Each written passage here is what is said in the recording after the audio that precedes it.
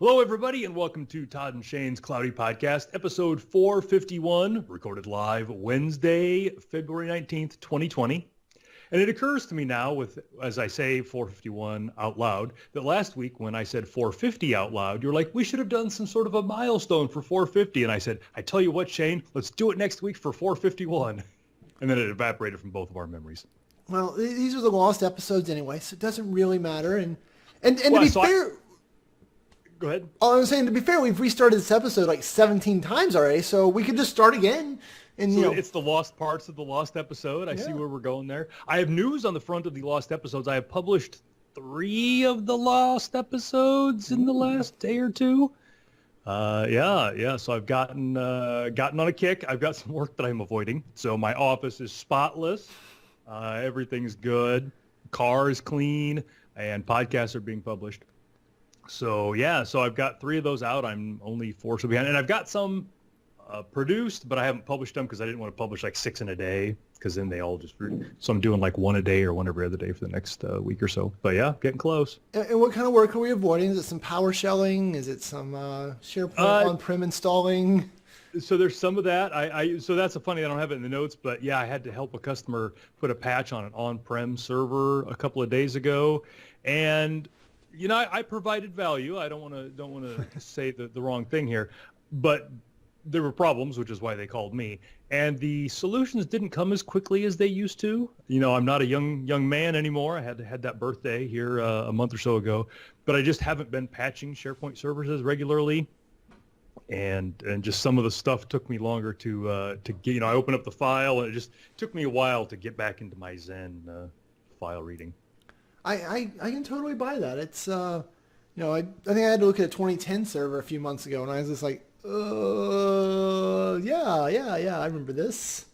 Yeah. But we've also, and we were debating this here at the old Power Apps 911, but we've been seeing a lot of demand recently for install guides for SharePoint 2019 on-prem. Really? So I'm guessing wherever we're at in the release cycle of that, we've gotten to that milestone. You know, I have the 2013 and 2016 out there, and I have those guides that you can, buy to go with them.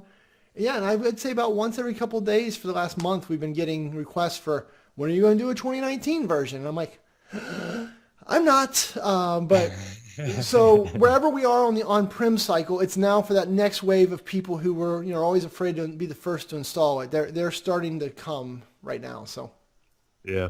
Yeah, so Mark in the chat room is saying run psconfig, and if that doesn't work, Google. Well, so that's where it failed. It was during the psconfig part. And this customer hasn't, for better or for worse, hasn't patched a lot. And so they just needed some guidance. And then once we found the error message, it wasn't immediately clear what the solution was for that. And it was a big thing. And I didn't talk to him and clear the fact that I could talk about it, but it was, I just remember as I got into started reading the logs, and then, so one of the mistakes that I made was there was an error. So I'm like, all right, Control F, error. Well, and then it gets me to the bottom, but like there's stuff missing. I'm like, oh, that's right. You don't search for error because it starts logging things ahead of time. You have to search for ERR. So Control Home, Control Find, ERR. Well, then a bunch of stuff that's not an error, words that have ERR, and then I'm like, oh, it's ERR space. Oh my God. So it's just all these things that I had to relearn that happened, by reflex 5 years ago. I am not envious of you having to do that. So good job getting it done. Yeah, well, we got the problem fixed, I think, but at that point it was late in the evening and none of us wanted to start it again. So hopefully they'll get that taken care of today. But yeah, it was, oh man, what a pain. Yeah. So, and I've got it later in the notes, but Liam Cleary posted a blog post, and I hadn't heard anything about this, but it was a blog post called UN SharePoint Hack, Should I Worry? Of course, his answer is yes. But apparently the UN was hacked, and they were hacked because of a vulnerability in SharePoint. And so he was basically talking about what that hack was and why other people should be worried. It was something that had been patched in a patch, several months ago, depending on which version of SharePoint you have, and they had not patched it.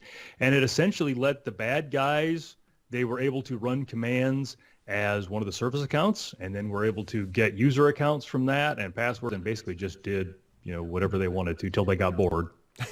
and pulled out tons and tons of UN data and all that. So I had not heard about that. And in Microsoft, I mean, I feel like those security patches they kind of been forcing down on us for the last few years. They must have literally been ignoring patching the servers, period.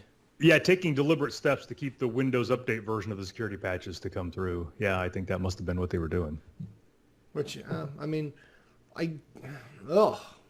Yeah. And it comes back to that thing, and I was reading some comments about it, the thing that you and I would tell people 10 years ago, and now we make fun of it. People say, well, on-prem stuff is so much more secure. Is it? Because, had this been in the cloud, that would have never happened. Yeah, I'm 100% with you. I think the cloud is so much better for so many reasons, and security is a major one of those. But what do you do? Yeah, and Mark Chrisman brings up in the chat room that Ed Snowden's job was apparently a SharePoint admin. I have heard that a bunch of times. I'm not saying it's not true, but I've never heard it from a reliable source. Like I've never seen it mentioned in CNN or 60 Minutes or anything. I've never seen a media source mention that. Only people. Yeah. Well, I mean, yeah, and I can't believe the government even would have a job title of SharePoint farm admin, right? I would be shocked if it's even possible. Anecdotally maybe, but it's not like his official government title was SharePoint Farm Analyst Level 1. Yeah. Well, that's what I'd always heard, that those documents that he smuggled out were in a content database, and that's how he got them out. And I'm like, I mean, it makes sense, but I've just never seen. I don't know how that got started. Like, who was the first person to utter that phrase? I don't know. Not saying I don't believe it, but it gets, things on the internet aren't always true. Really? But what about you saying things on the internet are always true? Is that true? Gives it some credibility when I repeat it. Absolutely. It's very complicated. So we talked about, I'm looking at our notes here, we talked about how I'm getting caught up on production, so that's coming along swimmingly. I did have some drama a couple of times last week that I wanted to mention. It's a cautionary tale, really. Okay. I have many Windows machines, various and sundry Windows machines, and my main desktop, so the one I'm working on right now, the one I work on during the day for the most part, is on the Insiders program, but not like the super duper Insiders program, but like the medium risk Insiders program. Been getting updates that way for months, years, whatever. And it got one last week. Everything seemed to be fine. I can't remember what it added. I was very excited. And then I'd been using it for several hours. Like it installed the update overnight.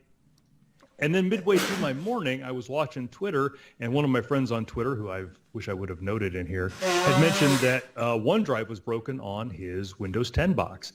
And so he was kind of going through it, and it was because he had gotten that patch. And like, and I looked down, and yeah, OneDrive was gone. This Windows Update patch had killed OneDrive.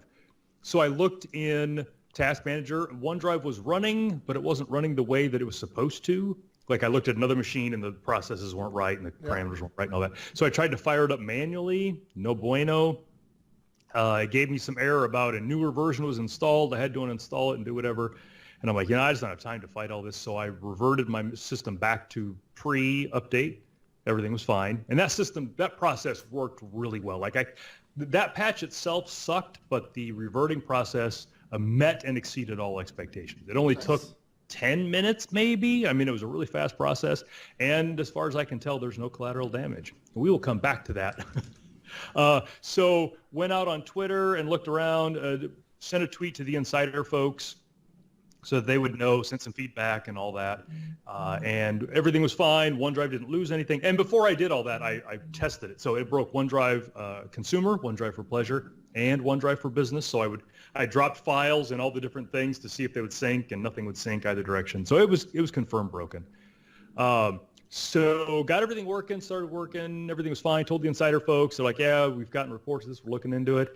And a couple of days went by, and I came into work the next morning, and I logged in, and I got that little window that said, hi, we installed some updates for you. This is going to take a few minutes. I'm like, oh. And it installed the same patch. And so, of course, OneDrive's broken. It's Groundhog Day all over again. So I just reverted right away. Well, it was a newer version. So I forget which build it was, but it was whatever. It was like 19.564 or something, .1000. And then the one that put on the second time was .1005. So I thought, well, maybe they fixed it. They had not fixed it. So I reverted it again. So then I tweeted the Insiders folks. I'm like, come on, like, why are you still pushing this thing out? How can I keep this thing from installing? They're like, well, you can go into Windows Update and pause Windows updates. I'm like, oh, yeah, I'll just do that. So I went and did that on all my systems and waiting to fix, I guess. Yeah, that would be real tough, right? I mean, OneDrive is a key part of my life right now, so I would not have a very happy experience if my computer said, you know what, that OneDrive thing you like so much, I'm not going to do that. Right, and I wish I could find the person on Twitter that said it, but I didn't notice. Like the icons are down there, but I was just not paying attention. So yeah, conceivably I could have lost data if I would have saved it here and then it didn't get synced. I mean, yeah, it could have been disastrous. I use it for all kinds of stuff. Well, I'm glad that you figured out. So did you just hit the little pause updates for 7 days and just hope that in 7 days it's better?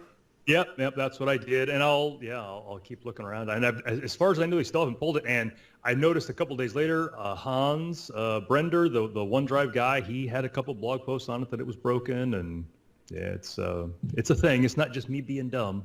It's, which you can never discount. How sad! I always enjoy a good Todd being dumb story. And there's a lot of them out there, so there's many to enjoy. So yeah, if you're on the Insiders program, pay attention to that. Check and make sure that OneDrive's working, and but don't fear the revert process because it's pretty solid. Well, that is good. I'm glad that the revert, because like one of my kids' PCs, they broke, and man, I had a really hard time getting it to repair itself or to get it back into. Yeah. Right. None of the reverting stuff worked for me in their particular case, but. I think what really the moral of the story was it was a major brand, HP, and all the extra stuff that they install when you restore, the McAfee stuff was basically blocking Windows from coming back to a restore point because it couldn't redo that. So I don't know. It was really aggravating and just another reminder of why I really hate pre-packaged computers like that. It's the worst. Stacy in the chat room is asking what the revert process is. It's right in Windows Update. I don't know the nomenclature, but I think if you just go into settings and search for revert, it's in there, and it's like revert to previous version of Windows. It's built right into the OS. Yeah, and then the same type of thing. Like if you're getting stuck in blue screens, you can do like that F10 process, and you're in there, and it gives you like 17 different recovery options, and so that's one of them. Yeah, and I think probably the option you were using was reset this PC. Because the other stuff didn't work, so I gave up and I was trying to just start over from ground zero. Yeah, they work. I've used them for various things, as you can imagine. I break Windows more than the average person, and I've had good luck with those. Yeah, kind of reminds me. I really would like a new PC. There's nothing wrong with Super PC. He's still pretty fast, but I just feel like I'm ready for a new one. I've had the same one now for several years, and I kind of want a new one too. Yeah. I only had 32 gigs of RAM in this one. Next one needs 64. I have 32 in here. Well, so that brings me to my next point. 32 gig of RAM. I've been looking at getting a new PC, and RAM is one of the things. So I've got 32 gig of RAM in here. When I bought this machine, I was expecting to run VMs here and there on it. Yep. Don't do that much anymore. So I was trying to decide if I needed 32 gig of RAM. So I opened up Task Manager and noticed that browsers these days, well, they take up a lot of RAM, and a couple of things that contribute to that. They're doing more preloading and web pages are doing more things and all that. But one of the features that you and I love the most, the profiles, every time you spin up another profile of Edge or Chrome, more RAM gets gobbled up. And so I'm like, yeah, I guess 32 is where I'll start for the next one. Yeah, well, yeah, there's a guy who does Power Apps, right? So Power Apps Studio. So the apps are very lightweight that the users run, but me, the builder, right? That Power Apps Studio is big fat pig. So. Yep. So I've been speaking of Edge. I've been doing more loving on Edge. I can't remember if I talked about it last week, but I have switched all of my PCs that I can over to Edge as the default browser now. Congrats. My Surface Go that sits over here, I have decided to keep in Windows S mode. And one of the things about Windows S mode is you can't change the default browser. So the default browser is the old Edge, not the new Edge. So, man, I bet you tweet them, they'll fix that in 5 minutes. I did. I put feedback in, the Windows feedback thing, I put it in there. I can install Edge, which I couldn't install Chrome or Firefox or whatever, but I can install ChrEdge. I just have to fire it up manually. So one of the things that has shown up in I'm in the dev channel for ChrEdge. So there's dev and canary and then GA or whatever, and you can have them all installed at the same time. You don't have to choose. Interesting. So I've got dev and canary installed on this machine. And in the dev build, which is the one I use every day, I've got the profiles in there, which again, I can't love on enough. But I just recently noticed 2 new settings about profiles that I'm excited about, and I kind of got to feel out. So when you have multiple profiles, one of the things that happens is when you click a link in something not Edge, email, Slack, whatever, the operating system has to know which browser to open it up in. So it's normally whatever browser you touched last. So if it's a work thing and I want to make sure it shows in my work history, I'll open up, I'll click over, make the work tab or the work instance active, and then go back to Slack or whatever and click a thing and it opens there. Mostly figured that out, gotten around it. It's in my workflow. I don't screw that up much. But I noticed in the dev channel of ChrEdge, there are 2 settings around that now. You can set the default profile to open. So last used is the default option, right. But you can pick any of your profiles and say, anytime I click a link anywhere else, it always opens up in this profile. Smart. And there's another button, and I don't know how it works, but it says, let Edge guess. So I don't know if it figures out from, different URLs. I always open these URLs as my business account. I always open, all these URLs. So yeah, Microsoft's really killing it with ChrEdge. I'm very excited. Did you give them my feedback on I want to be able to set Chewy's browser to purple? No, but that's good feedback. I need to play with that more before I submit that, just so I can give more detail to that. But yeah, it's yep. So yeah, I'm loving on ChrEdge. It's growing on me. Yeah, I've got about 3 or 4. Right, so as I've added new profiles, I've been adding them to ChrEdge. I'm slowly cutting myself over. The import. So I imported from Chrome into ChrEdge for several of my profiles, and that's worked out really well. Can you just import the profiles, or you had to go create the profile and then import the settings? No, so they were profiles that I had in Chrome. Okay. And so when you do the ChrEdge thing, it says, hey, you've got Chrome. Here's your profiles in Chrome. Which one do you want to import? And it'll import a profile into a profile. I don't think I saw that option. Yeah. I would have done that. Yep, it's there. And another thing, so I don't have it in the notes, I don't think, but Microsoft updated the ChrEdge roadmap. And so that's been out on all the blogs. Paul Thurrott, Mary Jo, and all those guys have that. And they've got some cool things coming down the pike. So Fred is asking, did anyone get caught with the way Chrome changes how cookies are handled? So we talked about this in a podcast that I probably have not published yet, but I think starting in Chrome 81, which I assume also is ChrEdge 81, they put some security things in that change how cookies are handled, and it breaks some authentication inside of Azure. I have not experienced that myself, but from what I understand, it is a very real problem for some people. Yeah, I have also. So I'm looking right now. I'm still on version 79.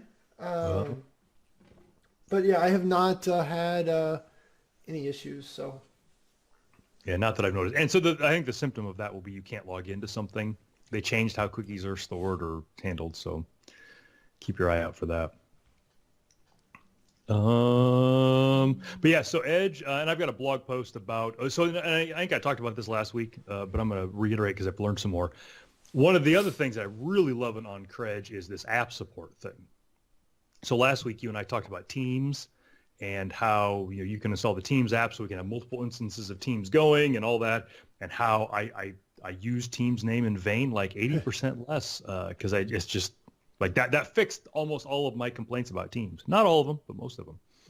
So I've got a blog post on that, and I've learned a bunch of stuff about that. So that is a web standard called PWA, Progressive Web Apps. That's not a Microsoft thing. That is a web thing.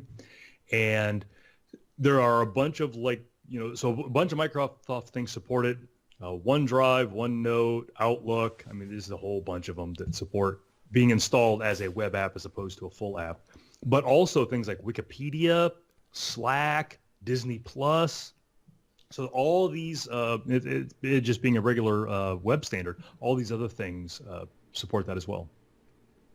Yeah, it's. I'm with you. That's been a big win for me.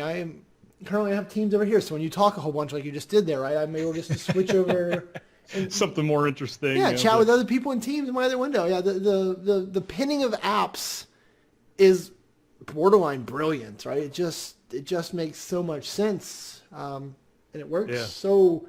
Because you were pointing out last time, I think, that sometimes you don't even know which one you're in because they're that similar. And I would agree that I don't readily know which one of these two is real. So versus for my fake. blog post on it, I have them side by side, and I have to point out the differences. And the only two differences that I can tell are the web version, the PWA version, has the web title bar across the top, whereas the app version does not. And then in the lower left corner of the web version, there's an additional icon for downloading the full version. So there's three icons down there instead of two. But other than that, man, it's all the same. And so, for Teams has this particular instance, and if the Teams client was written better, this wouldn't be a problem. So I found myself, as I was writing this article, trying to figure out exactly what the use case for these web apps are. And this Surface Go that I've got sitting over my shoulder that runs Windows S is a great example of this. So on Windows S, I can't install any applications, any full apps that aren't assigned by Microsoft. So I can't install Teams, ironically, is one of them that I can't install. But Slack and anything, it's got to be a Windows Store app before I can install it. But there's all these other things that make apps. So like Disney Plus, I've got a Disney Plus subscription. I can make Disney Plus an app on my Windows S box, and DisneyPlus.com app, install his app, poof, and it's done. Slack, now I can do it.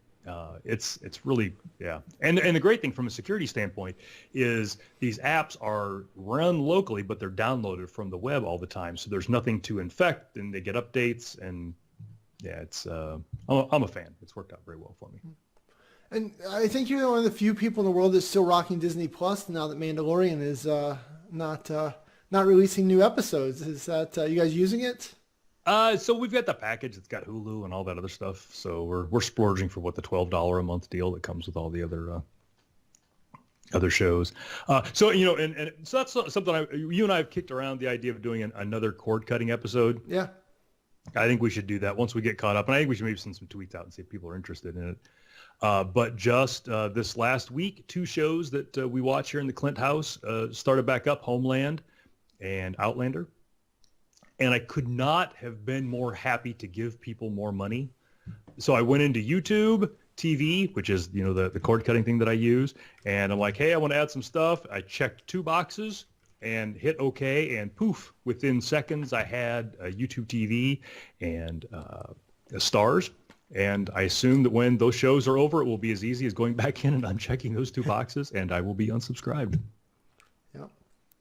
No, that's that has been a wonderful portion of the process, right? Is this ability just to turn stuff on, turn stuff off, and just roll with it. Yep. I found one annoying thing with YouTube TV, and I wasn't completely surprised by it, but I told you that when Jill and I traveled over the New Year, I watched the Chiefs game by VPNing into home with my Surface Go and watching over there. So I'm using the Ubiquity VPN stuff that's built into your thing and my thing. I couldn't get connected with my phone for the longest time. The Android VPN client has this really weird bug where if you don't put a valid DNS server entry in the VPN client settings, it won't connect to the VPN. So I was expecting them to show up as part of the DHCP process if I hard code them. Anyway, so I finally got my phone so it could VPN in. So I'm like, all right, YouTube TV. So we went up to Jill's brother's house a couple weeks ago, and he lives in a different town, different new TV station area. The YouTube TV app on Android does not use your IP address and your network connection for location. It requires your phone's location. So I couldn't trick the phone app into letting me watch the Des Moines stations because of that. So I have to work on that some. Yeah. So speaking of that, I had no idea of this. I'm going to show my ignorance, which is, one of your favorite things I do. I didn't realize that phones these days actually have a GPS chip, right? Last time I looked into it, I thought the phones were still all just rocking the triangulation off of towers, but they literally have a standalone GPS chip, and that was news to me. So I learned something new this week. Yeah, there's a whole bunch of fun stuff on that. Yeah, GPSA and all that. They do a lot to, and it's that thing. as we're quoting things, do you want it fast or do you want it right? You get to choose. That's kind of where they're at with the GPS stuff. You can get fast GPS by triangulating towers and all of that, but it's not always accurate. Or you can get the GPS stuff from the sky, which is slower. So they've done a bunch of ways to try to find the best compromise between those. Yeah. Well, that's one of the most impressive things about our Teslas, right? The GPS accuracy on those things, because of all the auto driving stuff, is within inches of the right location, which is super impressive. Yeah, and super necessary, but yeah, I'm always impressed at how well that works. Yeah, I always use it. I figure like, what parking spot am I in? Right? I don't want to just know it's in the parking lot. I want to know what row and aisle and number. And Yep. Sure enough, it is spot on. It's kind of cool. Yep, I'm a fan of that. So yeah, so I noticed Stacy in the chat room saying that she's got YouTube TV. So if you guys are interested in a newer cord cutting episode, let us know. We can start putting some notes together. It comes up all the time. More people are doing it, so it might be something that we talk about. Yeah. Another one we could probably dive into a little bit is the home camera stuff, right? I know I went Ring, you went with one of these other ones, and I went with Blink. Yep. Blink, that's right. And so I just added a new Ring earlier this week as part of our stuff outside, and this one is the first one I've had that's been hardwired, so it's not battery. Yep. And so it has a whole bunch of additional functionality because it doesn't have to conserve battery life. Oh, yeah. So one of the things is it takes a picture every so many minutes. And so I can just get on there and I can just scroll through the whole day, that spot. And just be like, oh, look, here's, everything that happens. So it's not recording all day. It's not notifying me, but it's just literally taking a snapshot. So you can kind of reconstruct the day. I thought that was pretty cool. Yeah. And so I've got several Blinks out there and they are all on battery right now. But one of them for sure I could plug in if I just took the thing out there. I might do that just to see what cool things it does. Yeah, see if it behaves differently. And I think the Blink, and I know Rings just recently added it, the whole like person detection, so distinguish between a person at your door and leaves blowing. So I thought that's fun too. I don't know, it was kind of AI scariness, quite frankly, but whatever. Yeah, I've got one of my cameras showing on our driveway. And I've got, I'm sure Ring does it too, but Blink, you can say inside of this picture, here's the zone that you actually care about. So I've just got it carved out to, where my driveway's at and not the sidewalk, all that, very, very intelligent. Now that winter's come, the exhaust for our furnace is below there. And if it's cold enough and the furnace is running high enough, the exhaust triggers it. So yeah, I don't know if there's any fix for that. I don't know. Make it less sensitive, maybe. Yeah, that's. But yeah, this cameras around our home. Helping Big Brother out, watch me more. It's been a lot of fun. It's been very satisfying, as terrifying as it is. But yeah, I've really enjoyed it. Yeah, we could do an extended segment on that too. I've enjoyed it. So a couple other things, a couple of phone things that I've noticed. Microsoft announced, I think at Ignite last year or sometime last year, that they were going to unify all of the Office apps on the phone platforms into a unified Office app. And apparently that is now out of beta and anybody can install that. And I've got an Android device. I've installed it there. I haven't played with it much. I think I just saw a tweet that it's out for iOS as well. So is it something I have to go get separately, or is it already have the Office apps? It's just there. It's a new app, so it's not going to update from anything else. So I had to go out to the store and get it. And supposedly it's all Excel, Word, everything, SharePoint, and all that. So does Excel fall? Does Outlook fall into there as well? I don't know. I'm opening it up for the first time. Let's find out together. Because that's the biggest one I use, right? Is I use Outlook on my phone for my email clients. Yeah, so I don't. I use the Samsung one. Now you get to all watch me type my password in. Don't look at the reflection of my microphone and enhance and all that and hack my Hotmail account. Well, then I typed it. It's really the reflection off your forehead's what I was currently using. That's it. I'll have to. I can't type and talk at the same time. So I'll check that out. We'll talk about that next week. Yeah. But yeah, I don't know that I like them all being collapsed into one, because then you've got the problems of updating. But I'll check it out. They promised to add some cool functionality. Yeah. Well, I don't. I'll be honest, right? I don't find myself in Word, Excel, or PowerPoint very often on my phone. So really, for me, it's Outlook, and it's Outlook. I don't use them a lot, but I absolutely I do use them. Not a ton, but. And I wonder, like the OneDrive clients, I use that sometimes, like open Excel, but I think it opens the Excel file in the OneDrive client itself, not in the Office client. But I'm not 100% sure on that.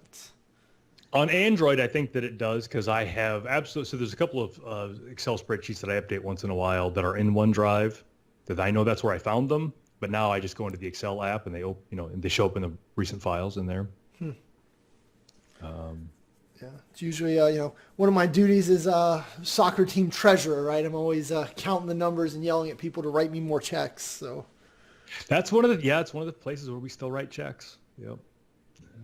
Love to get rid of that. So yeah, I'll play with that Office app, and I'm going to play with that a little bit, and hopefully have something to talk about next week. But Microsoft is delivering on the whole cloud thing and the mobile thing. It's it's a good time. Good time to be alive. it's a good time to be alive. I like that. Microsoft is making my life better. It's good stuff. I mean, and it's funny because you and I had worries about this cloud thing, and we had worries about the SharePoint thing, and all of those fears were unfounded. It's just getting better and better. Yeah, that's the change is scary and all that. But somebody asked me yesterday, when do we think Microsoft stock's going to hit $200? Speaking of them making our lives better, I need it to drop a little bit so that I can talk myself into buying some because I just have not. It's been a very happy little critter. Yeah. And I think your Tesla ran on a run again too. Oh yeah, look at that. I sold out. I don't have any anymore. Oh well, you should have sold it. Well, technically you got to sell it, wait 30 days, and then buy it again. But it's back up in the about 940, so it's up 10% today. I sold at 960. So okay. You're still winning. I'm still winning. Yep. So another cool thing that has come out recently is Samsung has taken another swipe at the foldable phones, and so they released the Galaxy Z Flip. The first one that they did, I think it was just called the Fold, was immediately a disaster. Yep. It didn't blow up in people's pockets like the Note 9 did or Note 8, so it's got that going for it. It's not the biggest disaster in Samsung phone history, but it was close. So they were very brave in going at it again, and the Galaxy Z Flip, I'm a little curious about. Like, I'm not going to go right out and buy one today, but I'm intrigued. I'm curious what they do with it. Yeah, that's. It's nice that they're not doing things. Didn't they catch a car on fire too? The Jeep Liberty, or like a Jeep Liberty or something. They caught somebody's car on fire with that one phone. The Note, I think they caught everything on fire. It was just a crazy. Yeah. Yeah. So go ahead. I was gonna say with the Z Flips, what's the feature that's got you giving it the side eye the most? Yeah, I will tell you that in a second. The Note thing, I heard the funniest joke, and I don't want to get political on here, but it was a very funny thing. Trevor Noah, the guy that took over for Jon Stewart on The Daily Show, he's black, he's from South Africa. Racial things are part of his shtick. When that whole thing was happening, one of the things that happened with that Galaxy Note was a guy was in an airplane and it caught on fire in his coat. That was one of the scariest scenarios. He's like, if you want to talk about the differences between white people and other people, he's like, there's a white guy on a plane who pulls a piece of metal out of his jacket that's on fire, throws it on the floor, and the person next to him says, "Are you okay?" And I'm like, yeah, point taken. Anyway, correct me. So for the Flip, what do I like about it? So it is roughly the size and shape of a regular phone. So I don't remember how big the screen on my Galaxy S10 is, but the Flip Z or the Z Flip when it's out is like a 6-inch or so screen. When it's extended, similar size and shape to this, indistinguishable. And it folds in the middle. And so it's kind of like the old clamshell flip phones we had 15 years ago. But the hinge is completely adjustable all the way through. So you can obviously lay flat, or you can bring it up a certain amount, or you can bring it up at 90 degrees. And depending on the angle that the hinge is at, the phone treats the screen as one screen or two screens, depending on where it's at. So it knows all that. And then the outside, if it's completely closed, it's got another smaller screen on the outside. So if you want to do a selfie, you can do it without opening the phone. You can have things like the time or the weather, whatever, on that small screen on the outside. When you're done with it, you just flip it, you just fold it, stick it in your pocket. I'm very interested. $2,000. Yeah, $1,500. I think it starts at that. Oh, interesting. I mean, phones are so expensive these days anyway. You get $1,200 for a plain phone. Why not $300 more for a fancy folding phone? I'm looking. I'm waiting to see, and I don't need a new phone right now, but I'm kind of waiting to see with the previous one that Samsung put out. The bad reviews came out really fast, like within 3 or 4 days. People were yelling about that one. The Flip. So some reviewers got them for 24 hours, which seems a little sketchy because you're like, what are you trying to hide? But I think it's on sale now, and some people have bought it, and they really like it. So. Well, the good news is for phones, I'm in the Apple ecosystem. So in about 5 to 7 years, Apple will invent folding phones, and so they will. I'll get one, right? It will all be. Yep. This cutting edge new concept that no one's ever thought of before. Yeah. They will bring it to you. It'll be great. But it's got some potential. And I think part of that is, and I got a note about it, I don't think we'll talk much about it. Microsoft has also been talking about how the dual screen Surfaces are going to be coming out. And I think they also first talked about those at Ignite last year, the Surface Neo and the Surface Duo. Yeah. And the new version of Windows that's coming with that, Windows X. So everybody's kind of getting on that bandwagon. Yeah, and those new services, right? I think they said holiday of this year, right? So we should see them into this year. Hopefully I have one in my stocking or under the tree. Here. I mean, you have so many tablets. Would you even notice? I might have one already. Hell, I don't know. I just assume in the Clint household, the same way that I have to wade through dirty clothes, you just wade through tablets. You're like, oh my God, just get them out of here. I can't throw. It's like they're like my children. I can't throw a single one away. I would refute this, but it's all true. Every bit of it. That would be a great backdrop for one of these episodes. You just find and see how many tablets you can find in the 5 minutes before the show starts, and just stack them up behind you. Just to, bring the palette in with the other one. And well, so I don't know how much of the podcast viewers get, but I don't know. They can't see any of it. Yeah, they wouldn't be able to. I wouldn't be able to get them all in. But it would amuse me. There's a ton of them. So there's a ton of them. I was looking for something the other day, not a tablet, and like every drawer I opened in every room of the house, and there's just tablets everywhere. Like I was looking for a stapler, and like I'm wading through tablets all over. Like, oh my God, I just want an ink pen. Why are there tablets everywhere? Yeah, that's good stuff. All right, well, Nicola just walked in with my chicken salad chick, so you don't have to do that thing where you start thinking about the end of the show. All right. Well, you added something about your new TV mount, so I'll let you. I can wait until next week. All right. So one last thing, and I think I've talked about it a little bit in previous episodes, but the Your Phone app in Windows 10. Oh, yeah. Man, I am loving the snot out of that. It is so great. And so part of it, you Apple lovers are going to be like, but one of the things is I can handle all my text messages on my computer. So keyboard and mouse, when I get a text message, it's in an app, I can respond, and it's just like a regular text message. So that has been very liberating. I've never used the Your Phone app on my phone because mostly I hate my phone. And yeah, well, I hate your phone too. And one of the things that they've added, and I think you need to be on one of the insider builds to get this, but they've now added your phone screen. So now inside of the app, I can look at my messages, my pictures, and all that, but there's just my phone screen.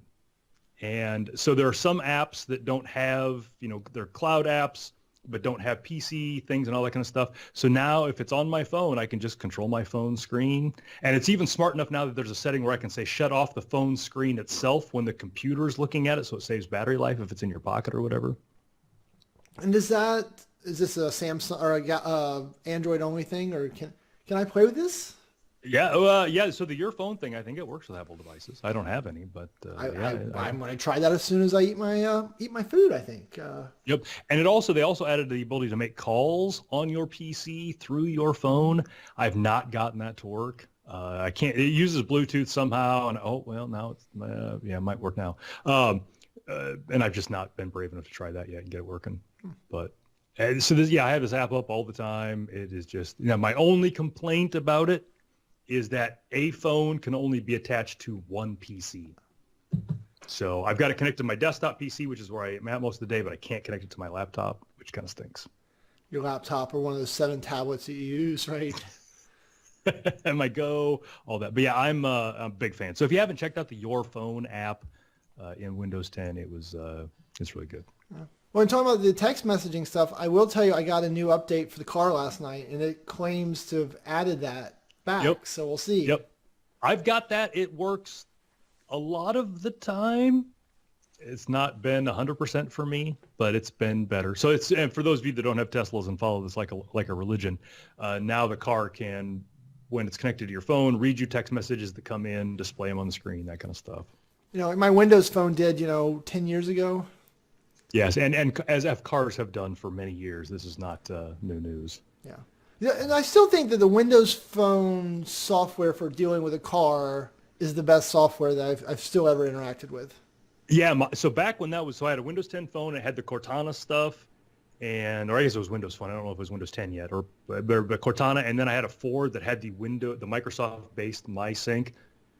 Man, I love my Tesla, but that combination of car and phone was so good. Yeah. We peaked too early. Yep. All right. Well, you need to get your chicken sandwich. I need to talk about a couple things. So I'm going to be at the SharePoint conference in May. Woo-hoo. So check that out. I'm going to be talking about site scripts and site designs. I'm going to be doing another session on PowerShell and just generally annoying everybody there, all my friends. I'm going to be at Techorama in Belgium in June. That's like June 2nd through the 4th or something like that. I'm going to be up in Stockholm at the SharePoint Exchange Forum also in June, and I'm working on another event in June that I got to get some stuff figured out for before I announce that. But I'll be all over. Very nice. As of this moment, I have nothing. And you love it that way, don't you?